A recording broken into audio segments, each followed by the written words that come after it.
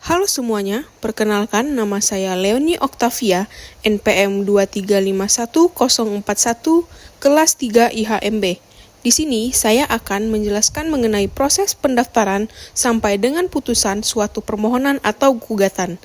Nah, video kali ini merupakan tugas ujian akhir semester mata kuliah Hukum Acara Perdata. Nah, yang pertama, apa sih hal yang perlu disiapkan untuk membuat permohonan ataupun gugatan? Yang pertama, pastikan Anda memiliki dokumen yang diperlukan seperti surat permohonan atau gugatan, dokumen pendukung yaitu akta kelahiran, akta nikah, surat tanah, dan sebagainya. Dan yang selanjutnya adalah fotokopi KTP dan NPWP. Yang kedua, pilih jenis perkara, baik itu permohonan ataupun gugatan, maupun golongan perkara, yaitu perdata, pidana, atau administrasi. Selanjutnya adalah proses pendaftaran. Yang pertama, datang ke pengadilan yang berwenang, yaitu pengadilan negeri, pengadilan agama, atau pengadilan tata usaha negara. Yang kedua, ambil nomor antrian di loker pendaftaran. Yang ketiga, serahkan dokumen ke loket pendaftaran dan isi formulir pendaftaran. Yang keempat, bayar biaya pendaftaran jika ada. Dan yang kelima, terima tanda terima pendaftaran dan nomor perkara. Tahap selanjutnya, pertama, perkara didaftarkan dan diberi nomor perkara. Yang kedua, perkara dikirim ke hakim untuk diproses. Yang ketiga, hakim memanggil pihak-pihak yang terkait untuk sidang. Dan yang keempat, sidang dilakukan untuk memutuskan perkara. Kemudian, mengenai biaya pendaftaran, yang pertama, biaya pendaftaran perkara sekitar 100.000 sampai dengan 1 juta, biaya proses 500.000 sampai 5 juta, dan biaya lain-lain sesuai kebutuhan. Selanjutnya adalah waktu pendaftaran. Yang pertama, pendaftaran dapat dilakukan selama hari kerja, yaitu hari Senin sampai Jumat pukul 8 sampai pukul 16 WIB.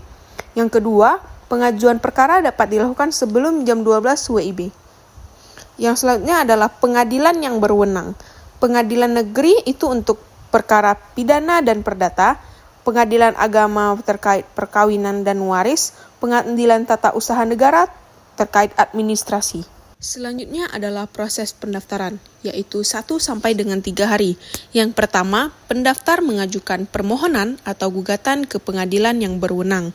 Yang kedua, mengisi formulir pendaftaran dan menyerahkan dokumen pendukung. Yang ketiga, membayar biaya pendaftaran dan menerima tanda terima. Yang keempat, perkara didaftarkan dan diberi nomor perkara. Selanjutnya proses penelitian, yaitu 3 sampai dengan 7 hari. Yang pertama, hakim akan memeriksa kelengkapan dokumen. Yang kedua, memastikan jenis perkara dan golongan perkara. Yang ketiga, menentukan hakim yang akan menangani perkara. Selanjutnya adalah proses mediasi, yaitu 7 sampai dengan 30 hari. Yang pertama, hakim akan memanggil pihak-pihak untuk melakukan mediasi. Yang kedua, mencari kesepakatan antara pihak-pihak yang terlibat. Ketiga, jika kesepakatan tercapai, maka perkara akan selesai dan tidak akan dilanjutkan ke proses persidangan. Selanjutnya adalah proses persidangan, yaitu memakan waktu 30 sampai dengan 90 hari. Yang pertama, hakim memanggil saksi dan pihak-pihak yang terlibat. Yang kedua, mendengarkan keterangan saksi dan pihak-pihak yang terlibat. Yang ketiga, memeriksa bukti-bukti. Yang keempat, mendengarkan kesimpulan dari pihak-pihak. Selanjutnya proses putusan, yaitu memakan waktu 7 sampai dengan 30 hari. Yang pertama, hakim mempertimbangkan bukti-bukti dan keterangan. Yang kedua, menulis putusan.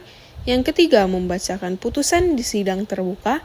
Yang keempat, putusan diucapkan dan ditulis dalam berita acara. Selanjutnya, proses penyerahan salinan putusan, yaitu selama 7 hari.